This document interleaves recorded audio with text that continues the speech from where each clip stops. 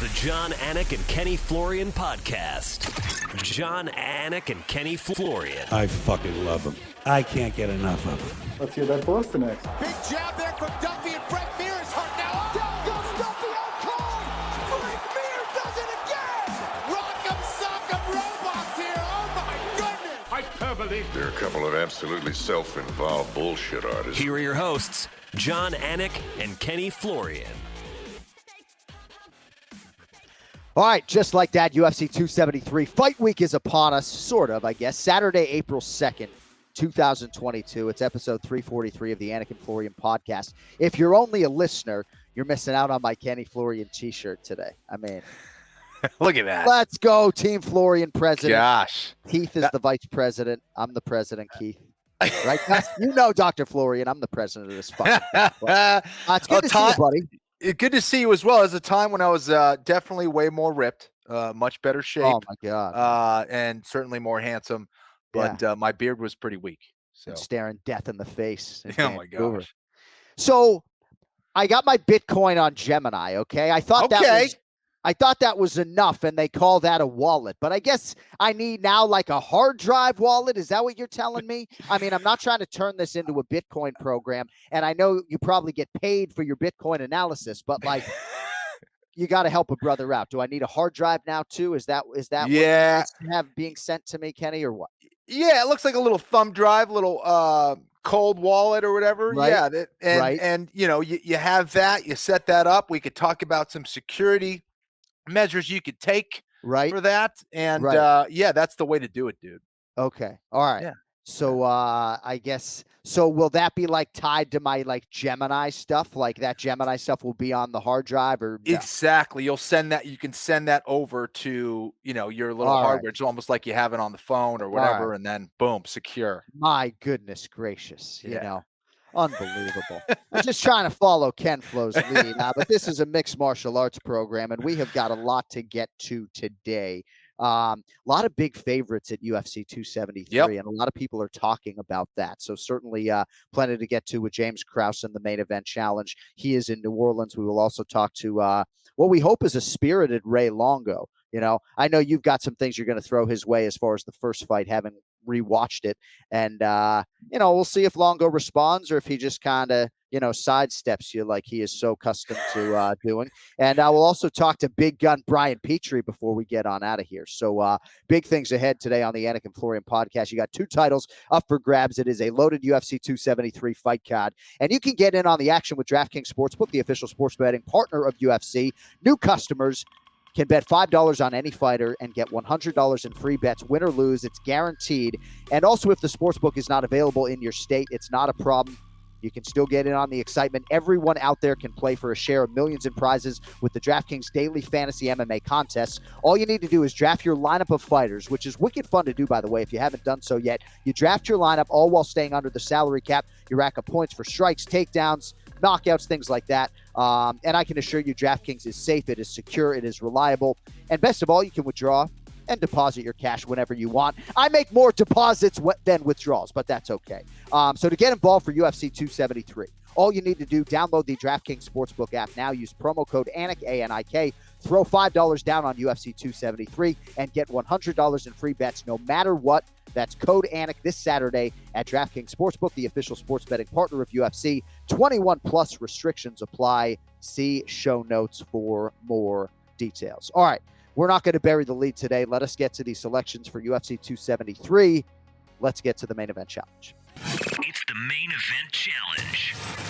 Anik. The time is most definitely now. Florian. I finish fights. I'm going to do everything possible to win. The main event challenge. The John, Anik, and Kenny Florian podcast. All right, joining us to make picks today, pay-per-view week, head coach and owner of Glory MMA Fitness in Kansas City, Missouri, and so much more than that, UFC veteran, the James Krause is with us. So you're in New Orleans right now, ex-MMA tonight, Cole Smith in the building. How you feeling just a few hours out, my man?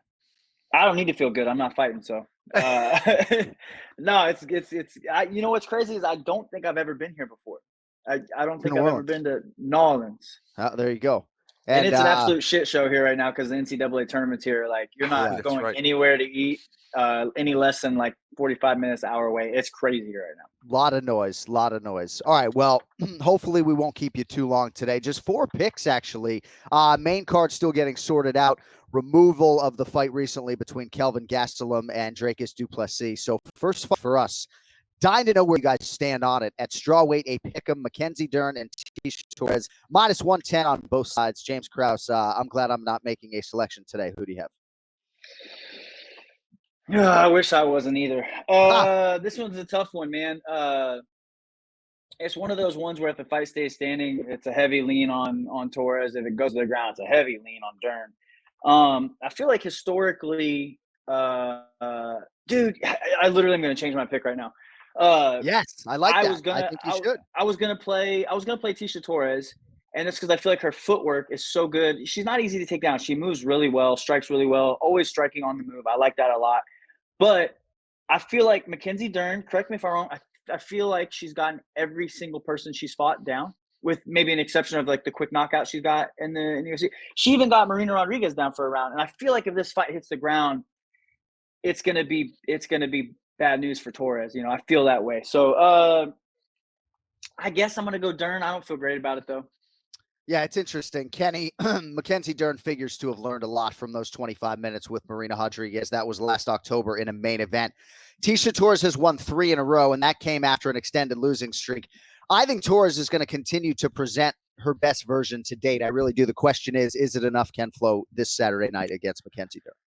Yeah, listen, I like the fact that Tisha Torres has been really consistent lately. I think that on the feet, she's going to be a problem. Not so much because she's this devastating striker who throws all these crazy strikes, but I do like her footwork. Like James said, she knows how to punch and move really well. I think, her stocky stature makes it difficult to change levels on her. She's athletic and strong. It's tough to take her down. Where I'm most concerned is sometimes in defending the takedown, she gives her back from the standing position. She fights hands and she turns out. Someone like Mackenzie Dern will hop on your back. That's concerning to me.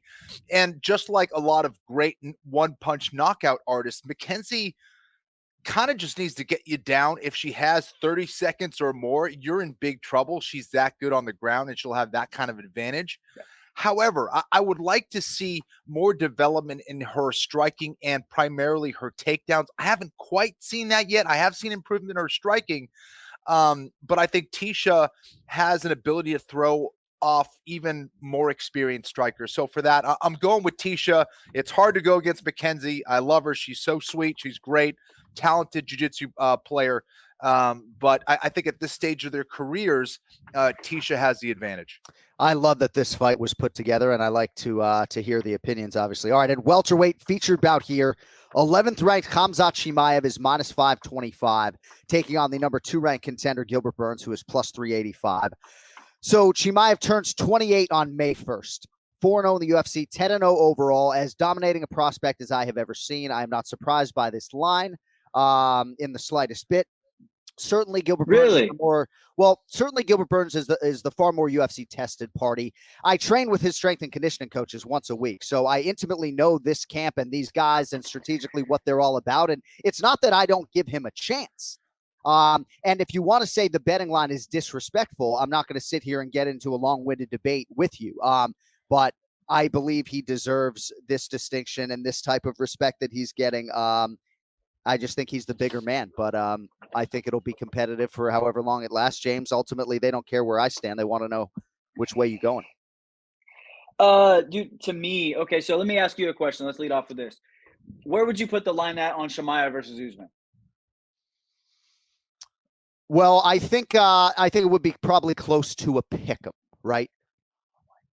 What do you think? Kamar would be like 2-1? So here's the thing. I would hope so.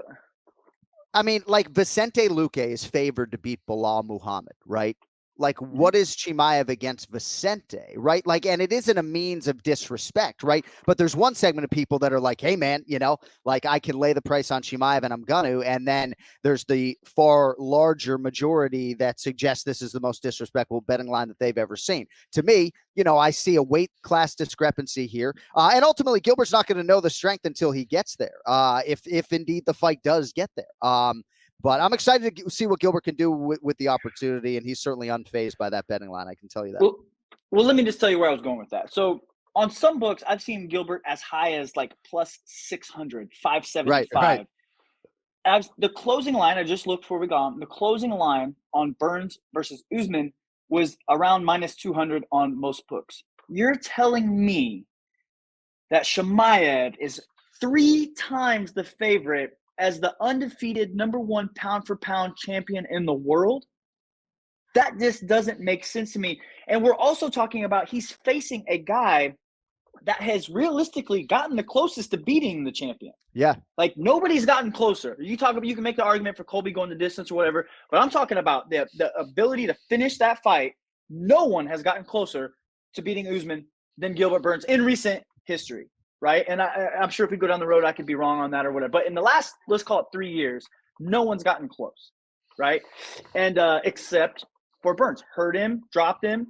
And so the fact that you're telling me that Chimaev is 3 times the favorite over the man that's gotten the closest to being the #1 pound-for-pound welterweight champion is ridiculous to me.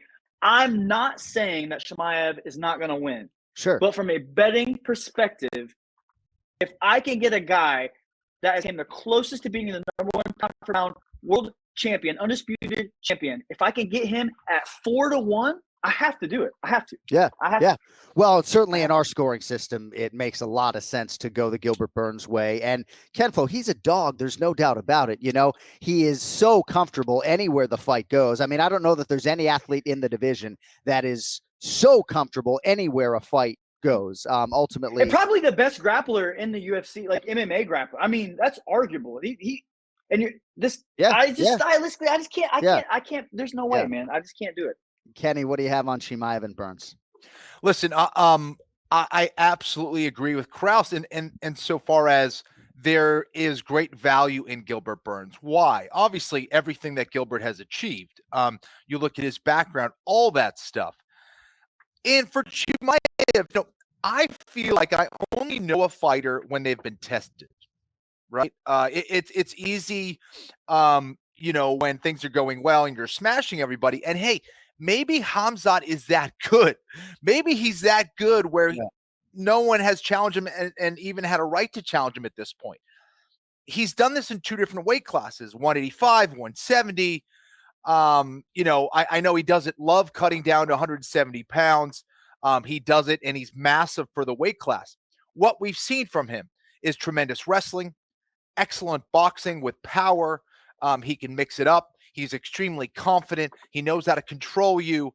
The reason why I'm going to pick Khamzat Chimaev is I think he's been very dominant. I think he's been dominant for a reason. I think there's a lot of great fighters that have trained with him that are saying the same things. And that matters to me. It doesn't mean he's going to go out there and beat Gilbert Burns. I think it will be closer than people think. But if he does go out there and in dominant fashion beat Gilbert Burns, he's going to be fighting for the belt in the very near future. And I think those odds against Usman might be very close, as you say, John. I'll go with Chimaev just because although Gilbert is tremendous on the ground and he's still a threat off of his back, I think his main strength is being on top of you. If he gets on top of Chimaev, he can pose some serious problems. I just think with the wrestling disadvantage, though, I don't necessarily see that happening. Chimaev knows how to scramble, all that stuff. Fascinating fight. We should find out a lot about how good Chimaev is or isn't after this one against Gilbert Burns. And then maybe how good Li Jingliang is or Gerald Meerschaert, right? James, I don't know how much time you have, right? But like the I got it. Li Let's go. Jingliang has had a pretty damn good UFC career, right? 10-4 or so, I think, going into the Khamzat Chimaev fight, and certainly this is a prime Li Jingliang, you know. That yeah, but stylistically, hold on a second. Stylistically, that's a nightmare matchup for him, though. Sure. Stylistically, Sure. I mean, we're talking about like Li Jingliang. He's good. You match him up with the strikers. He's fun as shit to watch. I love watching him. You match him up with a mauler wrestler like Chimaev or Magny even. Magny did the same thing. So Gilbert Burns mops the floor with the Leech is what you're telling me. 100%. Right. And I that's, think so. and, you know, and perhaps so, you know, I can assure you the betting line on the Leech and Gilbert Burns is a little bit I don't think he's even been hit. Like the fight that keeps coming to my mind is Terrence McKinney and Drew Dober. And I love Terrence McKinney, but like, whenever you get to a certain level, and I'm not saying Chimaev's not on this level. I'm just saying I don't know enough information. Without that information, like Kenny just said this best. Like, I don't know a fighter until he's been tested. I haven't even seen this dude been hit yet. Like, right. And is he that good? Maybe he is that good. I don't know. And because I don't know, I'm not placing that damn money on it. Yeah. No, I love it. I think that's fair. I think you guys are on fire today. All right. Co-main event. Petr Yan minus 450, Aljamain Sterling plus 340. The price, of course, was a whole lot closer when these guys met for the first time about a year ago, UFC 259. Since Aljo hasn't fought, he's had neck surgery. Yan, of course, regaining a piece of the title, if you want to call it that. The interim championship last October in Abu Dhabi, unanimous decision over 5 rounds over Corey Sandhagen. So you're paying a price on Petr Yan, obviously. James, what do you think about the co-headliner here? Listen, I hate the price. I mean, it's very disrespectful of Aljamain Sterling. Obviously you watch him in the first round of that fight, and he looked incredible in that fight. Aljamain has the submission equivalent of a knockout, in my opinion.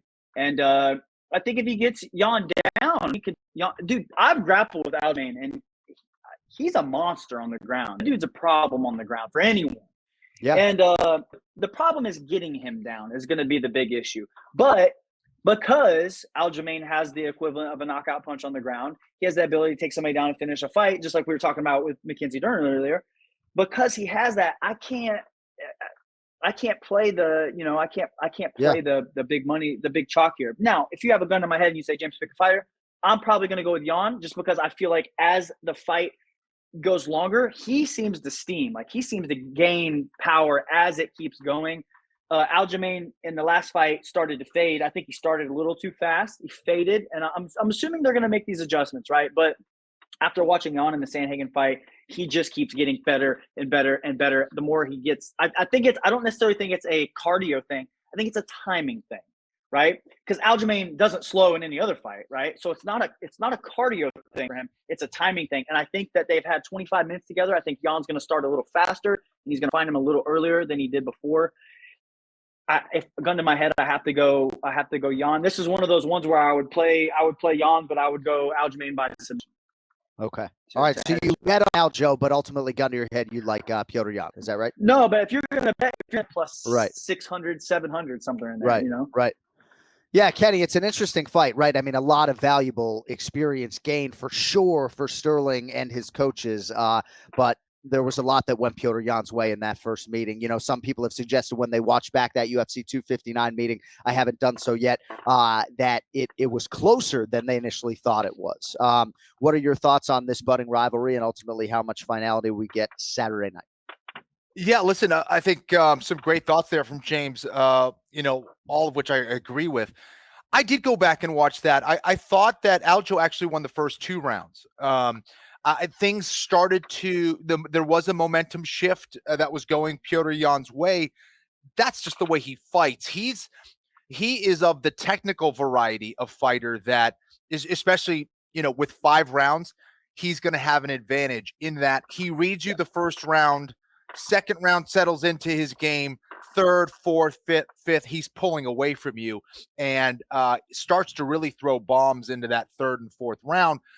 So once he finds his rhythm, Yan is an absolute beast. Now, I think he's got the advantage in some areas.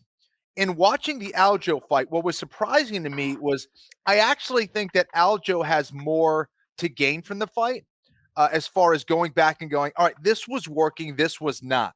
There's very, I think, clear points during the fight where Aljo stopped doing a certain thing. He was not as active. He wasn't throwing as much variety. I don't think he was pacing himself very well. I think there was a certain amount of nervousness and excitement there that he wasn't so settled into his body. And I think he can make some easy, maybe not easy, but he can definitely make some adjustments in this fight to get things to go his way. Now, as James very intelligently pointed out, Yan, already having been in the cage with Aljo, can make those very same adjustments. And having been in there, he might just get off to a quicker start than he normally does for this one against Aljo. If that's the case, I think Yan, may just win this fight. He definitely has the advantage on the feet. He can wrestle. That could go either way. But I think for Aljo, he's got to pace himself, and due to the value here in Aljamain, given that, and last time I looked, he was a plus 340 underdog. Yeah. I like that here. I really do. And, Ray's been singing his praises. It seems like he's doing everything right. I love the way Petr Yan fights. He's one of my favorite fighters in the UFC right now.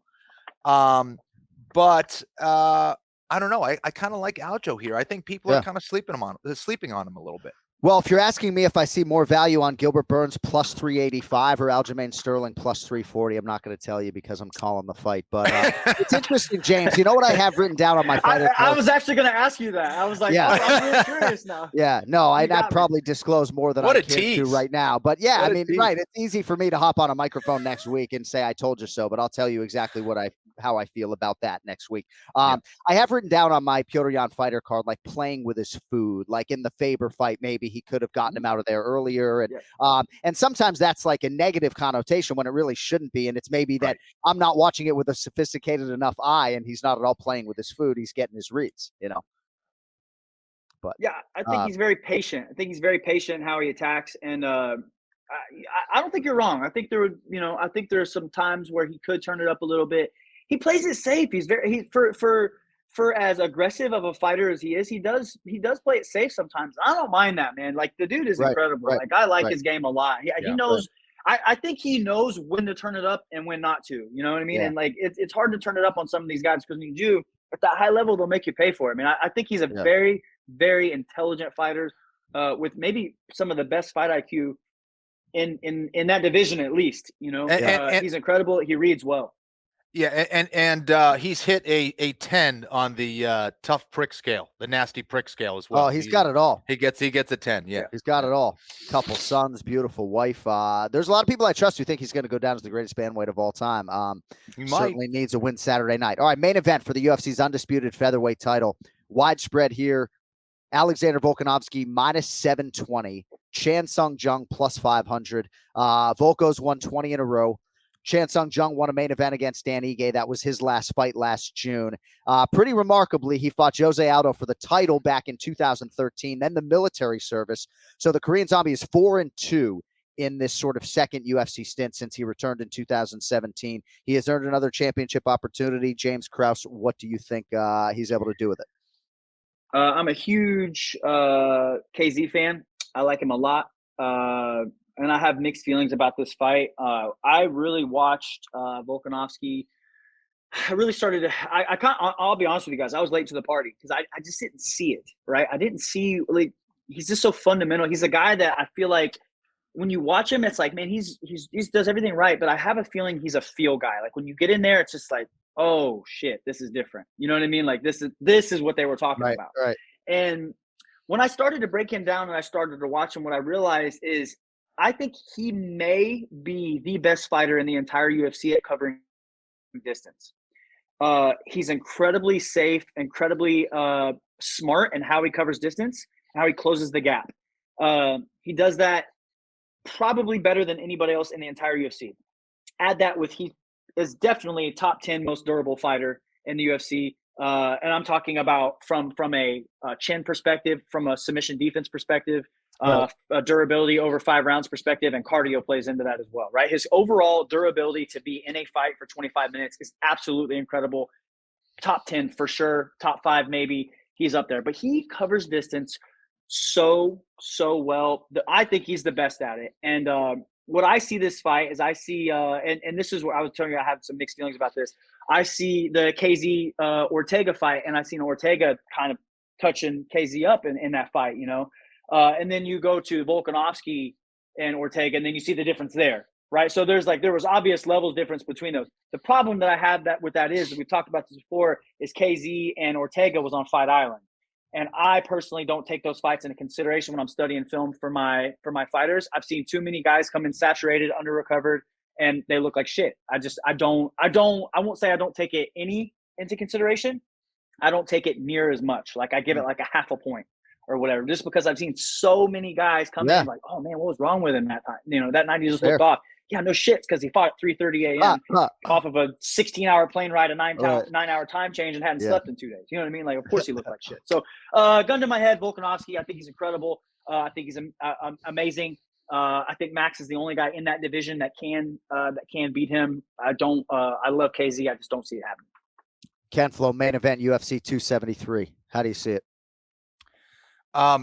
James talked about the same word that I had circled on my page, and it was durability. The durability of Volkanovski is something to behold, and it really is a superpower when you can survive tremendous offense and find a way to not only get out of those positions, but come back and win rounds or win fights. I think it's a really special attribute that a lot of champions have. Volkanovski is one of them. And yeah, I think he does all the little things extremely well. And the basics, the fundamentals that every good coach tells you should have, Volkanovski has that. So there's nothing that wows you necessarily besides his durability and toughness, but it's that mastery of the basics and fundamentals which makes him really difficult to defeat. And I don't see it happening here against Korean Zombie. There's some improvements that I've seen in Korean Zombie defensively anyways, and he certainly had a huge gap there to make up, but I don't think it's enough for me to say he's going to go out there and beat Volkanovski. He hits hard, all that stuff. I don't see Volkanovski making major mistakes in this one. I think his consistency, his durability, and his ability to outpoint you and outsmart you is going to be the difference here. I think it's pretty clear for Volkanovski. All right, minus 720 is a massive price for a UFC men's championship fight, but I'll leave it at that. All right, James, we wish you all the best tonight. What else you got going on other than sleeping less than 8 hours a night?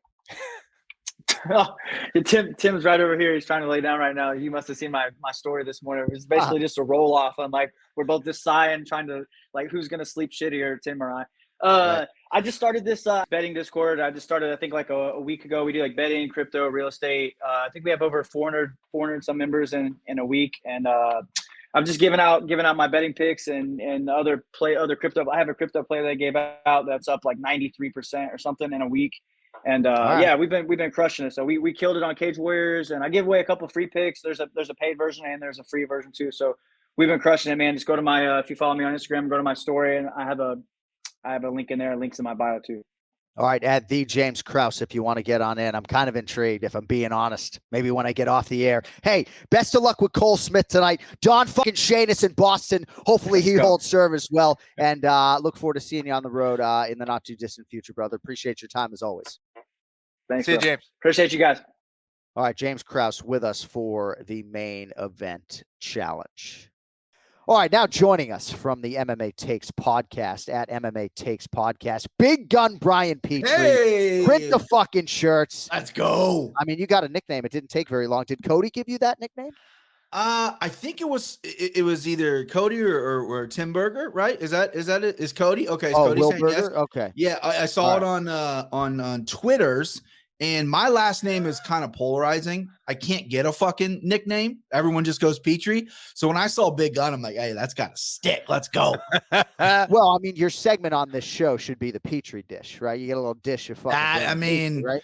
That's it, bud. Yeah, so, I like that. I mean, on weeks where you can't make picks, when James Krause fucking pushes you to the side unceremoniously like a pay-per-view week, bring on the fucking Petrie dish, Let's go. So welcome to the first installment of the Petrie dish. I love it. And I'm leading with Khamzat Chimaev. So I don't really have much more to add. We talked about it with James Krause. I mean, he's a 5-1 favorite against the number 2 guy in the division. I guess I just want your thoughts on the price and if you are going to have any action on the fight. Yeah, I'm gonna have action on every fight. Whenever there's a UFC, not like we're dark this weekend, I'm putting everything on the fight. Listen, the line, is it disrespectful? Maybe, maybe not. Because what if Chimaev goes out there and fucking sleeps him in 2 seconds? Then who's talking now? The value boys out there, they love Gilbert Burns. Because listen, I think Gilbert Burns is great. I think 70 might be a little too much for him. He's kind of bricked up. I think he's gonna slow down a little bit. I know everyone likes to bring up the Dan Hooker knockout at 55, but 165 is a good weight class. Chimaev is fucking huge. He's going to end his career at 85 for sure. I have a little buddy of mine who's been in Vegas for quite some time that trains out of a big Vegas gym, trains with Chimaev when he comes in and tells me Chimaev's a fucking the real deal, like a beast. And this guy's not very complimentary of fighters coming in like this. Like he's like, no, Chimaev is everything you want him to be. And as a capper, as an MMA fan, one of my strong suits, I think, is the spot talent. And I got a hand up. I whiffed Chimaev bad. Like I capped him when he came in. I'm like, yeah, I don't really see it, right? Okay, he beat John Phillips. Oh, okay, he beat Reese McKee. Cool. Right. What's the hype of this guy? And now I see it. Now I'm like clinging onto the bandwagon. Like, hey, let me fucking hop on, guys. There's some room still. The kid's unbelievable. And I like his mindset, right? I like his mindset. I love there's a lot of talk about Canelo boxing Usman. And Usman, you're my guy. I love you. You're pound for pound best, but you ain't fucking with Canelo. That's kind of, I know it's a big check, but, and they interviewed Hansman about that. Hansman was like, no, why would I do that? He fucking beat me. But if he comes over to my world, I submit him in 10 seconds. And I love the ego check there where like, you know, it's telling me something. And Gilbert Burns has all the moxie in the world. And I know, John, you said this before and you've gotten some hate on the comments and I want them to come after me.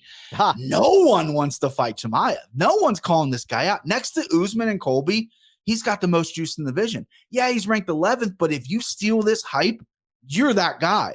And you don't hear many people besides Neil Magny lining up to fight this guy. I actually think he's a very cerebral, smart fighter. I think he's going to knock out Gilbert Burns. I think we're going to see a lot like we saw in the GM3 fight where Gerald Marshard, great on the ground, amazing submissions. He went up there and stood up with him. And Chimaev's got a great uppercut. He's got a really sick uppercut outside the UFC against one of Khabib guys, another high-level fighter who'll probably make his way to the UFC one day. And Burns like to dip his head a little bit of a shorter fighter. I think Chimaev by KO is what I'm going to fucking hammer. Wow. I get the line. I get it. You know, he's, you know, I'll smash everyone, brother. And I think he's going to fucking do it. And yeah, props to Gilbert Burns though. I get it. People are overlooking him a little bit, but I mean, I got the googly eyes for Chimaev. Brian, what's your play? Do you have a strong play on Mackenzie Dern versus Tecia Torres? Yeah, I think it's an interesting one. Yeah, fight. I'm curious if you're going to play this fight. I'm going to play this fight. I've always played Mackenzie Dern. She is one of my favorite fighters for numerous reasons. And but she's amazing. Like literally ever since she came back from having a kid, her bodies look great. Her cardios look great. She's aggressive. Her stand-up's looking great. Her wrestling is coming along. But just imagine if she could take everyone down, how good she is. Because she's light years above those females on the ground. Like she is fucking dangerous. Off her back, on top, everywhere.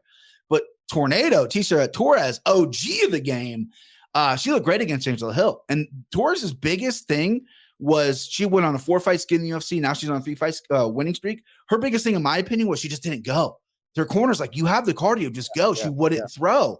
And now in the Angela Hill fight, she went after Angela Hill, and Angela Hill's a badass. And they went out. It was like one of my fights of the night. I like Tecia here by decision. I think it's going to be a great fight for Tecia. I think her footwork's, and she's faster. Her footwork should be a little bit better. I think Mackenzie Dern's going to play bully ball a little bit. She's going to want to throw her strikes and kind of clinch up, try to take her down. I think that's going to be unsuccessful. I like Tecia Torres by decision here. I think she's just going to outpoint her. Don't see a finish. If you're going to play a finish, you want to hedge out. Mackenzie Dern can snatch anything at any point. So you got Mackenzie Dern by submission, but Tecia Torres, I believe, has never been submitted. So I like Torres by decision there. Yeah, I think largely we're all aligned. Like for me, just Torres in this current form, like I wouldn't be fading her. So I would not be betting against Tecia right now until maybe she regressed a little bit. I think she's on a very good trajectory right now. All right, before we let you go, I just want to get some thoughts on the title fights. We'll start with the main event. I don't know anybody out there laying minus 720, and you got to be careful too with parlay fodder as well. Huge price for a men's title fight. How do you handicap the chances for Chan Sung Jung? You know, That's 35. big gun. Yeah, but 35 is kind of the age to shit or get off the pot type age right now in this division. Zombie's had a lot of opportunities. I think there was a stat that he hasn't been in a 5-round fight since like 2011. He's fought everyone. He's taken long breaks. I know one wasn't really his doing. He had to take the military break, but I like Volkanovski here, man. I the first time I was on this show back in September, I picked Ortega over Volkanovski. I picked Max Holloway over Volkanovski every time. I've constantly disrespected Alex Volkanovski, and he blew me the fuck away in that Ortega fight. That deep guillotine, I thought it was curtains, right? And then he gets out of that, and then immediately, almost like 2 minutes later, into a triangle, which is his fucking move. Gets out of that. The heart this guy has. I mean, you're gonna have to kill him in there. You're gonna have to kill him. I just don't think Zombie is going to be able to do that. And I think Zombie going to fight ready in Arizona was amazing move. Great coaches, great training partners. But he's a little stiff, right? His footwork's not that great. He likes to counter and catch you with his big power. That's what he has. He does have overall game, but you're not going to implement that against Volkanovski. And I think Volkanovski's footwork, his angles, his movement, his cardio, I think his power's a little underrated too. I mean, he's been fighting some dudes with some pretty fucking solid chins. I do think he can crack a little bit. To improve that number, because I'm not touching this straight. I'm not touching this parlay. I think Volkanovski, if you're minus 720 and you're pound for pound top 5 in the world, you got to look for a finish. So I think Volkanovski maybe late fight TKO, 4th or 5th round, to put a stamp on it. Hey, I'm main event, which I think Yan and Sterling should be the main event. But I'm the main event. I'm the big dog in the yard. I'm minus 720. It might balloon up to 800 when we get the actual fight week. You got to put a stamp on that. And I think that's his focus here. I think he wants a finish. Well, I was just going to say, for recreational bettors who are just looking to have a little bit of fun, right? Like, put a little scratch on a knockout or submission prop, but sitting on a decision ticket sounds awful. Yeah, right. Yeah.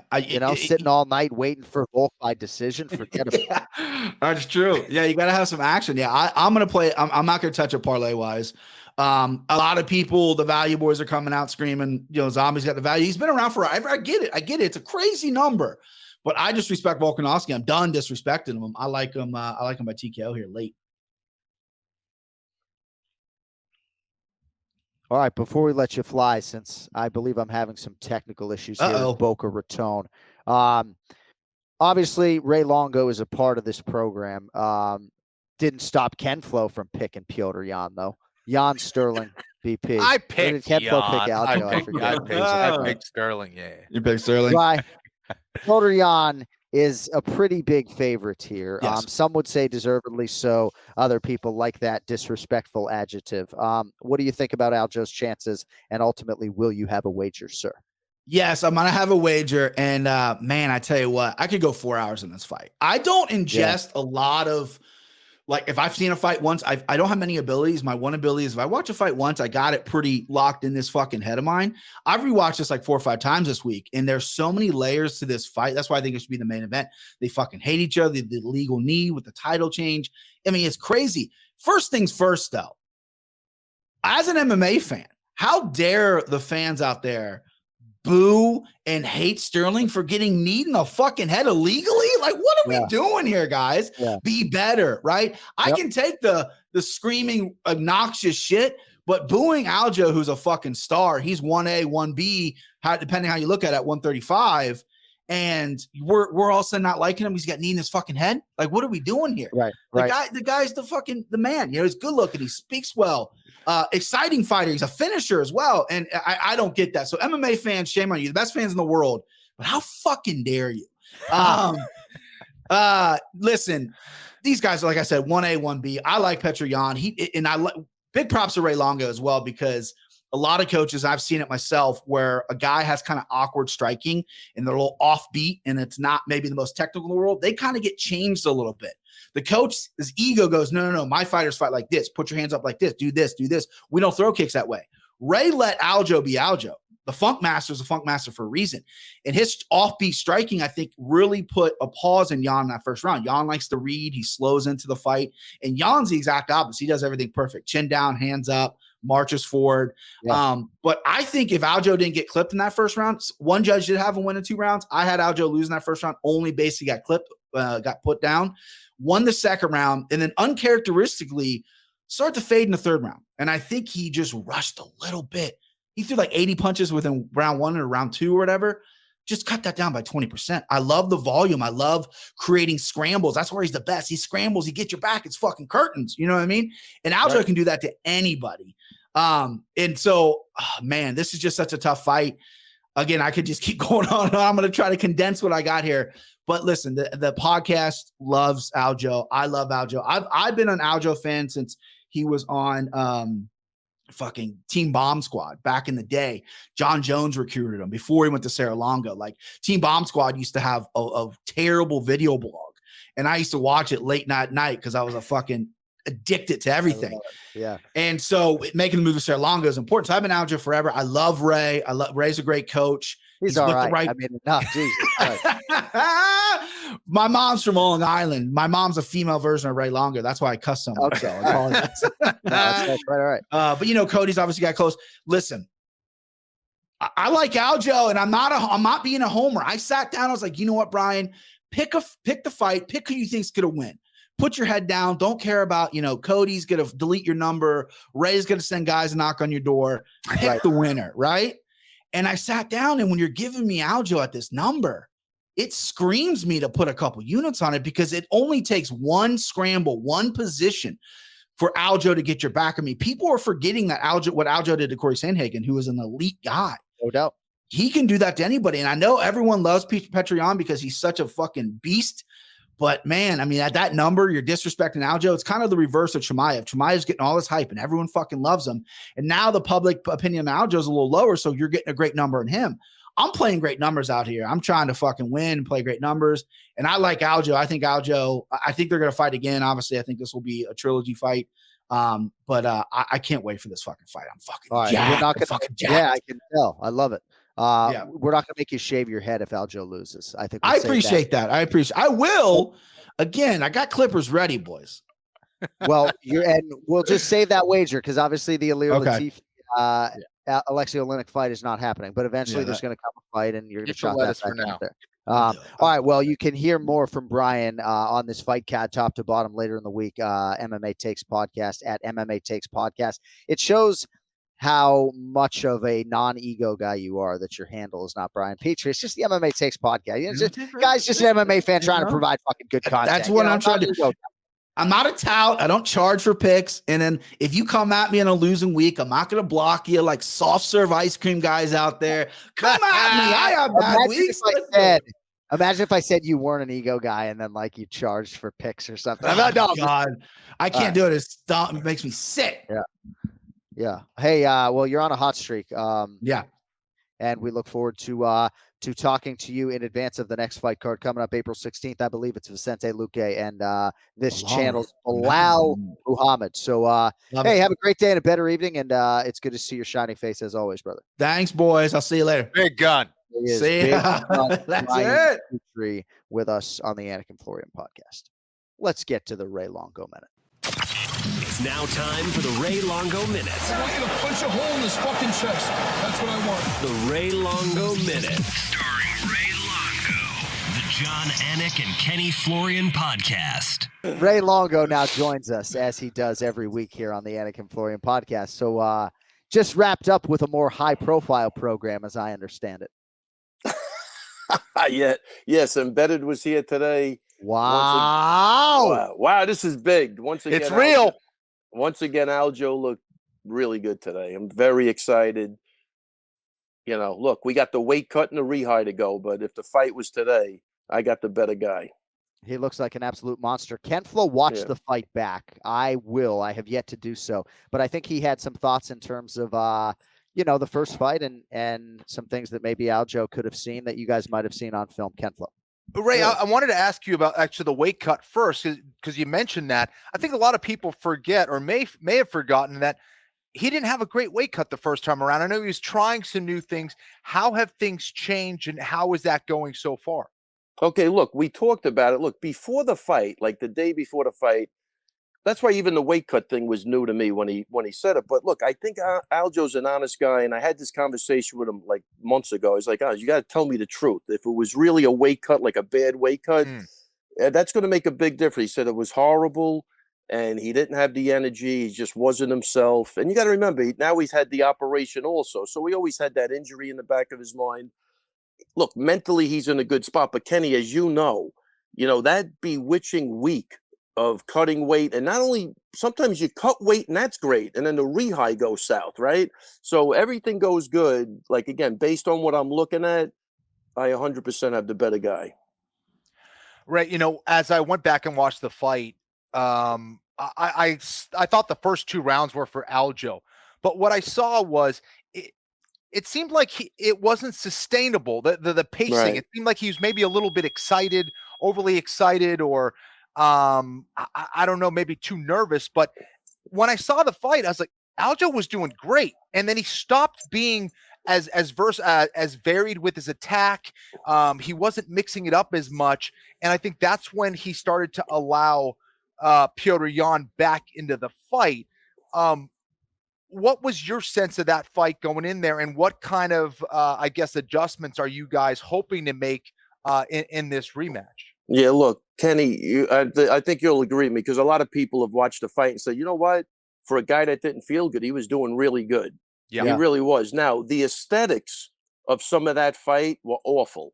He's flopping around. He got taken down like schoolyard tripped, and, some of this throwing punches half-assed and lobbing his kicks out there. It's not going to happen this time. We've talked about it.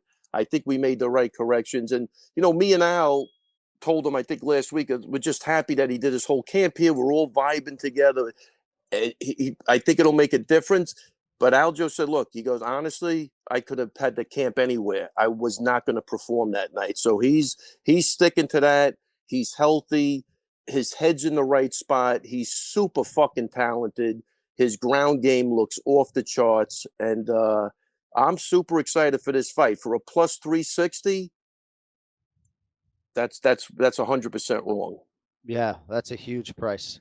Yeah. Have you guys had a single conversation, about this fight being in a bigger octagon than the first one was in? Like, wasn't that first fight in the Apex?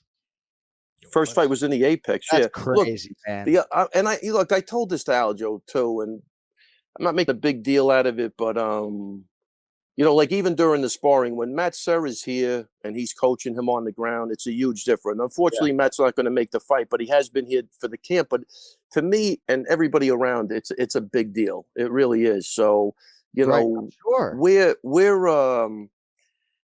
I might say that last fight was probably the worst corner job I've ever had in my life. And again, I was with 3 guys I've never in the corner before. That's not me. I'm not that championship fight. I know we talked a lot about I'm not that guy, man. And I'm not blaming anybody. But for me, it just wasn't good. I'll be way better this time. It's me, Al, Merab, Dennis Bazooka. Everybody's together. We're all on the same page. I think it's going to make a difference. But look, he's got to go out and prove it, But even as of today when he left me, I couldn't be happy. I couldn't be in a better spot. And it is what it is, man. That's it. I'm excited for the fight, and he's going to fucking fight him. There's no question about it. I think it's overlooked, but it really does make a difference, both when you're in the corner and when you're the fighter. When you have a group that hasn't been together before and they're cornering for the first time, no one knows kind of when to go first, who has what role. Yeah. I think it's super important, whether it comes from the fighter or otherwise, of knowing who has the role, what everybody's role is, all that stuff. It can be really confusing of when you're supposed to say something, who's supposed to say what, maybe chaos being in the corner, confusion. That's a real thing. And I've been a part of both of those dynamics. It's tricky, man. So I believe he loves everybody in that corner, which is a big deal. Him and Merab, obviously their bond is crazy. Yeah. Him and Al have been friends for years. Bazooka, he loves. It's going to be a different thing. I think he's going to put his mind in the right spot. And again, he's got to make the correction on the eating. And, because I said to him, I go, Aljo, you had fucking 40 fights. Like, why all of a sudden do you? And he had an explanation for it. But look, I think he's a quirky guy, but he's honest. I don't think that guy's ever lied to me. And you know what I mean? So I'm basing a lot of what I'm saying on what my conversations with him were. I 100% believe him. He wins this fight. I'll even switch some of the things I do as a coach because I'm still learning, obviously. And, just to even get in the groove with him, so But anytime he's been in front of me, this camp, I think he's been absolutely perfect. Well, if your conviction doesn't move the betting line, then I don't know what would. And Yes. candidly, as a coach or broadcaster or anybody, if you're not getting better, I would think you're getting worse. You're probably not staying the same. You're either getting better or getting worse. Yeah. So I did go to school for journalism. Like, am I allowed to ask why Matt Serra's not going to be in the corner or no? You know, he committed to something with the police force. That was a kind of a big deal. And I think, you know, based on not being there the last time, maybe everything, you'd have to talk. You'd have to actually ask him, though. So, I'm 100% not talking for him, John, because you want him attacking me for the fucking third time. You put me in. Sarah Longo won. Podcast. You know, I'm glad I'm busy Monday. I don't know what to do with that guy right now. Maybe Cody can get in touch with him. But anyway, Nas's fight did not last very long. Congratulations on a big win. Seems like you might really have something here, huh? Yeah, big win. Nas is a killer, man. His boxing he does everything really well. So you're gonna see that kid in the really near future. Probably this summer. I'm anticipating, but he's on fire right now, which is good. That's great. All right, I wanted to get. Yeah, go ahead. Can I just say one thing? And for all the Minutemen out there, listen. When Aljo comes out, I want the USA chants. I want people screaming. You know what I mean? Because not for anything, but me and Rubenstein have a bet. Mick Maynard's holding our money, and whoever gets the loudest applause, you know. I'm just worried about Rubenstein because I looked up the word treason. I'm afraid he might get arrested. No, I'm not even joking. He might get arrested for treason. He might not even make the fight. Right. So, right. Danny Rube's Jewish. I think he's still getting a Russian flag tattooed after the fight, if I'm not mistaken. Win or lose. Oh, boy. Then we'll definitely put him behind bars for sure. That'll solidify it. But if you are an American fight fan and you're going to be in the building in Jacksonville, take that as your rallying cry and get behind the stars and fucking stripes out. Yeah, come on. I'm rooting for Petr Yan, incidentally, but if you're in the building and you can cheer, you son of a bitch, you. Yeah, you kidding me? I mean, all right. So I have a few things UFC 273 related that I would like to get to with you. That's why I kind of wanted to congratulate Nas and make sure we did that. Nice, thank you. Khamzat Chimaev. Need I say more? He's minus 525 as the betting favorite against Gilbert Burns, who is number 2 in the world. Burns is plus 385. 18th UFC appearance, if I'm not mistaken, for Gilbert Burns. He has been there. He has done that. He has fought for the UFC title. A segment of the population believe this is a disrespectful betting line. I kind of think that's a lazy take. I think that the betting line is kind of holding here, if not moving more towards Chimaev. So that certainly doesn't dovetail with whatever opinion is out there. You know, I'm very close to the Burns camp. I'm so excited to see what he can do with this opportunity. I want to get your thoughts on Khamzat Chimaev and ultimately how competitive this fight is going to be relative to the betting number. Look, I mean, I like Gilbert Burns. He's 100, just a nice guy. But this guy looks like he's just too big, too strong. Anything I see of him training, I really don't know much. You know, we watch what he does in the fights. He's been so dominant. But, I mean, the guy's for real. His hands look real. Like, again, his wrestling is off the charts. He's a handful, man, for anybody right now. I really do. I really believe that. And again, I think he's a guy that spars hard. He's not going to be thrown by anything. It's a major problem, this kid. Major problem. Dustin Poirier was going to fight Khabib Nurmagomedov. And again, we've talked on this podcast about different approaches when you're going to fight Khabib. Do you spend the entire training camp in bad positions, or do you just make it a really boring fight and not even let them get close to your leg? But Dustin was saying in the lead up to the fight, I really don't know what this guy's going to feel like until I grapple with him. And it turns out he feels like a fucking bear. And I think in a lot of respects for Gilbert, you let a little doubt creep, get back to your feet after Khamzat takes you down. And then all of a sudden the crowd goes bananas. The pressure of the world is on the shoulders of Khamzat Chimaev. And even though Gilbert obviously feels some, there's a lot on the shoulders of Chimaev, and he's put a lot of it there himself, so. Yeah, listen, I think this is kind of a good time to be fighting Khamzat Chimaev because we still don't know a whole lot. We haven't seen him challenged. And again, he is such a big favorite. And for Gilbert Burns, who has been fighting at the highest level, especially as of late, it's a perfect scenario for him. It doesn't mean he's going to go out there and be successful straight away.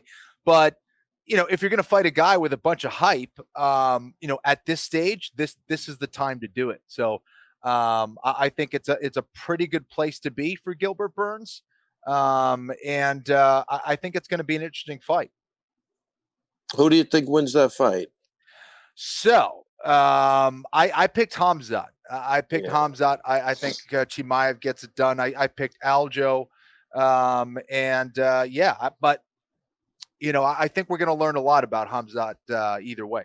Ray, I will just say I just was at the Institute of Human Performance yesterday and talked to Rio Santana, who I work with, and Gilbert obviously works with JC Santana and Rio. Yeah. And, I don't feel like it's coach speak or hyperbole when they tell me, that he's 188 pounds and ripped out of his mind and he now is able to eat and he's going into fight week in a really good place.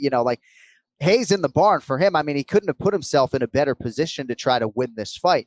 I just think maybe we could be talking about weight classes for a reason on Monday morning. I feel like, with Khamzat, it's like, there are people like me who get criticized for giving him too much credit, right? And then if he beats Gilbert, people are going to say Burns is a lightweight. He lost to Dan Hooker, So, I mean, you're not going to please everybody, but I think he's the real deal. I have never seen a prospect like Khamzat Chimaev, and I've been sitting in that chair for 11 years. So take it or leave it. Yeah, he's I think I think the guy's a handful. And again, any training footage I've seen out of him, I'm not seeing anything that could be exploited at this point. But, again, the beauty of MMA is, you zig when you should have zagged and the fight's over and anything can happen. So I don't know. He just seems even mindset is just on point. Doesn't lack confidence. Yeah, he doesn't. And I don't think it's fake confidence. I mean, no. I'm buying. I think the guy's for real. I think he loves to train. He loves to fight. I think that's a dangerous guy. I don't care when you get him. But should that line be that big? I mean, I'd be a little insulted, I guess, if I was Gilbert Burns. But he's got a major problem in front of him. I know I'm a fucking amateur, Ken Flo, but I can't wait for the Leech. Li Jingliang. When's his next fight? Has he fought since the Chimaev fight, Cody? Right? Because, let's see how, the rest of the Leech's career looks if that's such an easy fucking fight. God damn. Wait, what is that? What's your point on that? Well, no, it's just that, what do people think of Li Jingliang, right? That he's some fucking slouch with double-digit UFC wins, I mean. And even if he was a slouch, he got crushed immediately. You know what I mean? Right. So he's not that much of a slouch. Right. I didn't see that. Did you think that was going to happen that quick? Well, I no, not necessarily. No, I mean, no, I just I've been on the Khamzat hype train for a long time, it just looks like he's doing the right thing to me. And again, I'm not totally following him, but whatever I see, I go, well, yeah. And he's big, it's not like he's undersized. Right. He's a major fucking problem. And with respect to, say, Paddy Pimblett, who looks like he's already on 20 lbs, I mean, Khamzat wants nothing. He's doing this, 24/7, 365. He's fucking beast in 25/8. Khamzat Chimaev, Yeah, look, here's two things, right? So even if you compare him to Paddy, right? I mean, that looks like hype. The Chimaev thing doesn't look like that much hype to me. Like if you even compare it to that, you could see they're hyping Paddy, but he's got a long way to go. This guy's getting hype. I think he's right where he wants to be. The only X factor is, we had the COVID, and that's definitely not a joke. I've seen guys with that long haul syndrome, and I've seen them deal. If that maybe is a problem, wait, come here. Hold on 1 second. Got a special guest for you. Special. Only here on the Anik Florian. Don't even tell me. Now, even better. My man. Hey, Merab. Now, if you Georgia's finest. We got 2/3 of the corner over there. Merab Dvalishvili in the flesh, one of the greatest bantamweights in the world. Great to see you, Merab. Use one here, yeah. Oh, yeah. Oh, sorry. In here. Sorry about that. Yeah. Merab. Oh, so do it again. Yeah. Thank you for having me, guys. Oh, it is great to see you. How you feeling? Very good. I feel very good and happy because we just finished a very good training camp with Aljo, and he feels amazing. The takedown, like timing, striking, everything's on point. Yeah, he looks awesome. And what better guy to push him than this guy? How are you doing with your shoulder and clavicle and all that? I'm good. I'm able to training and I feel good. I'm good. I'm back. He just puts duct tape on. That's all. He's good. Little duct Rub tape some for tussin everything. on there. Yeah, right. So, so you'll be in the corner in Jacksonville this weekend, I take it, yes? Yes. We will. Yeah, I'll be Aljo's corner too. And are you going to get one of these other bantamweights to fight you? I feel like some of these guys might be avoiding you. That's what I'm hearing. Yeah, like he wants to fight. Yeah, he's ready to go in June or July. He's ready to go, right? Yeah, exactly. Whoever, I'm just more than ready, and whoever will be, I don't care. Like, of course, like I think I deserve somebody from top 5 because I'm ranked 6, and because I have 7 win streak, I think they have to give me somebody who's in front of me. Yeah. So, but either way, I'm fine. I just wanna first I wanna enjoy Aljo's victory, and after I'm ready. Well, just so you know, I don't know if you listen to the Anik and Florian podcast, but you get a lot of love on these airwaves, and we're excited to see you make your run to the championship whenever that happens. I know your teammate has the belt, but a lot of love here, my man, and we appreciate you hopping on for a few minutes, brother. Thank you so much, and it's a really big honor for me to hear. I've been sometimes I've been listening. I'm not watching every episode, but yes, that's quite all right. And I hope I didn't bother you the other night walking out of the arena when I was I was right. It looked like you had a lot of pretty women around you. So I tell you, unbelievable. No guy code with him. Rob, it's awful. No. Oh my God, he went right back to that. That's my fault. So always happy to see you. Pleasure, my man. Hey, have a good rest of the day. We'll see you in Jacksonville. All right. Thank you. Thank you, guys. Thank you. All right. Merab, buddy, take it easy, buddy. A surprise appearance on the Anik and Florian podcast.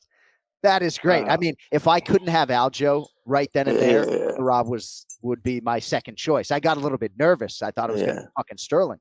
And again, I got to tell you, I mean, that's the beauty of him. He wouldn't have fought because Aljo was fighting. He's just a great teammate, team player to the max, and I don't know. I think the world of the guy. So on all levels, Merab will accept a fight with a broken shoulder, fight with it, and not even blink. Just got to pass those medicals. All right, last thing before we let you fly, Alexander Volkanovski. If you think he's going to win the featherweight championship this weekend, a straight wager of $700 pays you $100. I mean, this is a huge betting line. And I don't know if, as a coach, when you have a plus 500 underdog, I think, Ken Flo was on the call when Matt Serra fought George St. Pierre. I don't know if you change your risk mitigation processes when you're a plus 500 underdog, as the Korean Zombie is. But I don't know how competitive you think the main event is before we let you go. I mean, I think Volkanovski's winning, but I think it'll be competitive. All right. But I think Volkanovski gets the job. I'm probably thinking decision in this too, right? What are the lines on it? Volkanovski winning by decision? I don't have the propositions this early in the week, but obviously you're getting a far juicier price if you can pick the round or the method, So, yeah, maybe that's the way to go, I don't know. We broadcast like finishes, so hopefully your guy can fucking produce one in the co-headliner. I love you. Love you guys too. And I want a W. I don't give a fuck how we get there. Amen, brother. Well, I hope you get it, man. You really are a legend, the way you approach your craft and, having champions in 3 different eras. And, we're just thankful that you continue to take our call. And, tell Matt Serra we're going to keep trying to grease you as much as possible. Dude, I'm not touching it. We'll talk about that when I see you. All right. Don't know you are. Yeah, no, we will. Oh, we will. You don't know what you're dealing with. That's the problem. Hey, 508. He's got my number. He can call me any fucking time. We right here. The DMX, we right here. Much love. But it's going to be a good night. Look, I'm so excited. And even the embedded guy goes, the culture of this gym, just the excitement today and the camaraderie. And obviously they got to witness other sparring with some of the up and coming guys. But man, it's still going, man. Just when I want to get out, they drag me back in again. It's the old saying, but I love it. I think it's keeping me young, and I'm just going to ride the train until the fucking wheels come off. And one of them's already off. So You'll see me limping around, but I don't give a fuck. Yeah, maybe. I don't know. All right. I feel good. I feel good. Today I feel good. But all right. Well, the Minutemen are happy to fund a new let's go. They got to rally. I want that. I got to win that bet. That's the first thing. Hey, get a win. Let's have a championship Monday next week, okay? Awesome, buddy. Thanks, guys. Ray Longo, See you, Ray. week here on the Anik and Florian podcast. If you did happen to get a Ray Longo fight team or Sarah Longo piece of merchandise on our website, it's a limited edition because they're gone. They're all off the website. So that's a conversation for another day. All right, before we get on out of here, we call on our esteemed producer. His name is Cody MERRROW. That's a 3-shot for you on television. Hi, Cody. How's it going? Fine. That went about as well as it could have, I think. Oh, man. Well, I know. Maybe someday for this loyal maybe never. Ken Flo doesn't even know the details right now as of this taping. He will find them out on the other side. But Cody, what do you have for us before we get the fuck out of here, huh? Well, so at some point I'm going to come up with a stinger for this, but right now the MERRROW seconds, a couple of quick points for you guys. Gastelum out versus Duplessis. Yeah. Second time this fight was canceled at 273. Hope KG can get healthy, maybe fight in Arizona, something he was talking about for his next bout. It's interesting, Kenny, because I believe Anthony Fluffy Hernandez was going to fight Dracus Duplessis, and then they got a replacement for him, and now Dracus is off the card completely. So, yeah, that is of interest. Oh, boy. Yeah. Rough. What else you got? So, Anything number else? 2, bantamweight all-time leaders. Takedown defense, takedown accuracy. Yan, takedown defense, 89.6%, fourth all-time. His accuracy is 61.5%, third all-time. Aljamain is 10th all-time with 21 takedowns. The man in his corner is number 1 with 50. Wow. It's a plus 15 differential between the second guy. Submission wins in all weight classes. Aljamain has 4. The man next to me has 7 for 7th all-time in the UFC for submission wins. So I just thought Kenny needed a shout out there with the shirt. I mean, come on. Well, thank you. Greatest, you know? Really quick ones on Chimaev. 10-0, 7 first-round finishes, never seen a third round, 118 strikes in his debut. That's plus 122 differential for the whole fight. 10 days later, 68-0, did a striking shutout. You don't see strikeouts in MMA or shutouts in MMA. Right. Quickest fighter in the UFC to 3-0 by 39 days, 192 and 2 strikes in 1 year. 4 50K bonuses in his first 4 fights, which has never been done. Really? Wow. How about Also that? never been done. Nobody's ever been slapped at the Oscars. That happened last weekend. It I did don't know if happen. everyone saw that. The detail will be up on ESPN sooner rather than Who got later. slapped? Who was it who got slapped, Cody? Chris Rock. Chris I'm Rock got just slapped kidding. It on was stage. rhetorical. I mean, I think everybody knows it was fucking Chris Rock. Shout out to Chris Rock, by the way. Yeah. I'll leave it at that. That's Loyal all listener. I got on that. Loyal listener. He was in Boston is actually where he first talked about the fight. So a lot of the connections Wilbur there. Theater, right? There you go. And I will just say, for girl dads out there, I'm not a dad myself, but King Richard, the Oscar-winning performance by Will Smith was absolutely fantastic. So highly recommend everyone watch that. Really good messages there. Just a great dad, pushing his kids to bigger and better things. I'd have to end my Will Smith boycott then to watch the King Richard. No, I really want to see it. There's really no boycott. All right, we got to get on out of here. Spirited show today. Thank you to our guests, James Krause, Ray Longo, Big Gun, Brian Petrie. If you want merchandise, these Kenny Florian t-shirts flying off the shelves, AnikFlorianPodcast.com. Those are still there for purchase. One more sleep merch can be had at millions.co. And a rear naked choke workshop coming to a UFC gym near you. But in the meantime, KennyFlorianMartialArts.com. KennyFlorianMartialArts.com for all of your Brazilian Jiu-Jitsu needs. And honestly, I have a lot of fun with my lack of training, but I do believe that fundamentally this is the best thing on the internet right now if you really want to approach Jiu-Jitsu the right way in 2022.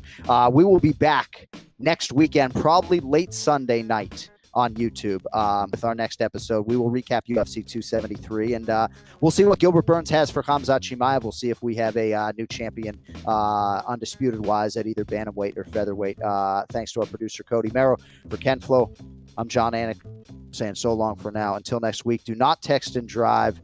Shout out to the fucking leech, Li Jingliang. We'll talk, Lee. Yo, later.